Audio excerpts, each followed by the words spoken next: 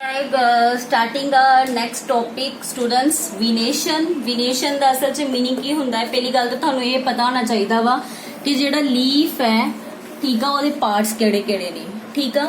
अगर आप कहने कि आ लीफ है प्लांट नाल अटैच आ तो दिस इज अ जिहड़ा ब्रॉड सरफेस आ इनू आप कहने लैमिना ठीक है। ਜਿਹੜੀ ਆ ਤੁਹਾਨੂੰ दिखती पई है स्टॉक जो प्लांट दे नाल अटैच है स्टैम दे नाल अटैच है that is called petiole okay. So ਇਹਦੇ ਵਿੱਚ जो ਆਪਾਂ ਕਹਿੰਦੇ ਨਾ ਇਹ जो ड्रॉ ਹੁੰਦੀਆਂ ਨੇ ਲਾਈਨਸ ਇਹਨਾਂ ਨੂੰ ਆਪਾਂ ਕਹਿੰਦੇ ਆ ਵੀਨਸ। ਸੋ ਹਰ ਇੱਕ ਲੀਫ ਦੇ ਉੱਪਰ ਵੀਨਸ ਦੀ ਅਰੇਂਜਮੈਂਟ ਸੇਮ ਨਹੀਂ ਹੁੰਦੀ। ਤੁਸੀਂ ਵੀ ਕਈ ਪਲਾਂਟਸ ਦੇਖੇ ਹੋਣਗੇ ਲੀਵਸ ਦੇ ਉੱਪਰ ਆ ਵੀਨਸ ਦੀ ਜਿਹੜੀ डिजाइन आ अरेंजमेंट आ हर एक प्लांट दे विच द लीव्स दे विच डिफरेंट हुंदी आ। सो ओ different arrangement of veins on the leaf is called as venation। So distribution pattern of the vein and veinlet in the lamina of leaf is called venation। So it is of two types, दो types दी हैगी आ। So one is reticulate venation, other is pallar venation ठीक है। Reticulate venation and pallar venation। So reticulate venation the veinlet are irregularly distributed to form a network। ਇਹਦਾ just ਇਹ ਕੰਮ ਆ ਕਿ ਅਗਰ ਕੋਈ ਵੀ ਫਲਾਵਰ कोई भी लीफ आ ਉਹਦੀ ਲੈਮਿਨਾ ਦੇ ਉੱਪਰ irregularly arrangement ਹੋਣੀ जस्ट एक हिसाब ਦਾ ਉਹਨੇ network arrange करना कोई systematically arrangement नहीं हैगी एक network बना रहा है। आ जो वीन्स है मैं अगेन रिपीट कर रही हूँ कि जो वीन्स ने वो काफी ज्यादा ग्रुप च फॉर्म होके की बना रही ने नेटवर्क ओके। सो पैलर का असल च पैलर की हैगियां ने पैलर का मतलब हैगा वा कि अगर आ मेन वीन आ तो जी दूसरी आ वो एक दूजे दे पैलर जा रही ने इस तरीके दे नाल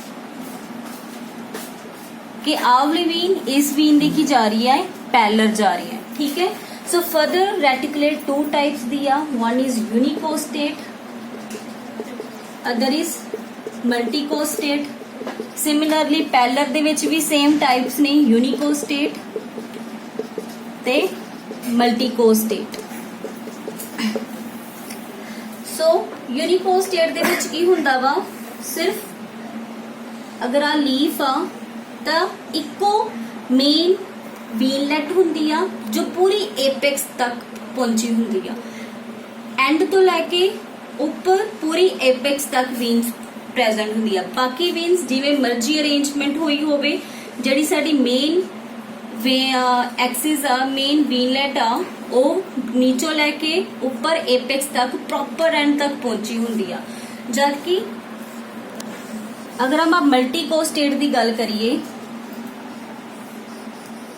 late we take a different shape ठीक आ। ਇਹਦੇ ਵਿੱਚ ਇੱਕ ਵੀਨਲੈਟ ਨਹੀਂ ਹੁੰਦੀ ਇੱਕ ਜਿਹੜੀ ਆ ਬ੍ਰੌਡ ਬਲੈਕ ਕਲਰ ਦੀ ਸ਼ੋ ਕੀਤੀ ਇੱਕ ਨਹੀਂ ਹੁੰਦੀ। ਇਹਦੇ ਮੇਨ ਮਦਰ ਜਿਹੜੀ ਵੀਨ ਆ ਉਹ ਕਾਫੀ ਜ਼ਿਆਦਾ ਹੁੰਦੀਆਂ ਨੇ ਇੱਕ ਨਹੀਂ ਹੁੰਦੀ ਕਾਫੀ ਜ਼ਿਆਦਾ ਹੁੰਦੀਆਂ ਨੇ। So as we study that ਦਾ ਕਿ ਰੈਟੀਕੂਲੇਟ ਦੇ ਵਿੱਚ ਇੱਕ ਨੈਟਵਰਕ ਬਣਨਾ ਚਾਹੀਦਾ ਹੈ ਬਟ ਜਿਹੜੀ ਟਾਈਪਸ ਆ ਉਹ ਇਹ ਸਾਨੂੰ ਦੱਸਦੀਆਂ ਕਿ यूनिकोस्टेट ਦੇ ਵਿੱਚ ਸਿਰਫ ਇੱਕ ਵੀਨਲੈਟ ਹੁੰਦੀ ਹੈ ਮੇਨ जबकि मल्टीकोस्टेट दे विच इक्को टाइम ते इकट्ठियां वीनलेट्स निकलदियां ने ठीक है। सिमिलरली अगर पैलर की गल करिए तो अगर ये साडी वीनलेट आ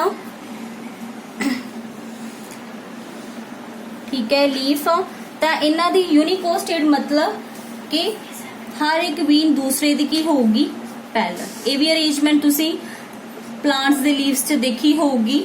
अगर नहीं ऑब्जर्व किया तो हुण तो अपने सराउंडिंग दे विच जिन्ने भी प्लांट्स उन्हें ऑब्जर्व करना शुरू कर दो because the chapter is depended on the plants ठीक है।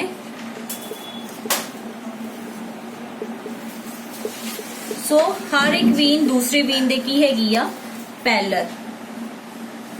देन मल्टीकोस्टेट दे मतलब ये हुण जिवें एक वीन सी एक वीन ही एक दे ओपोजिट आई आ। मल्टीकोस्टेट दे विच की हुंदा वा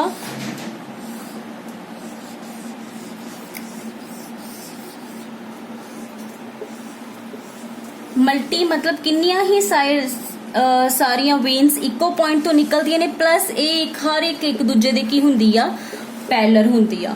ठीक है। So this is all about the विनेशन of the leaf, the arrangement of veins on the lamina of the leaf. Thank you.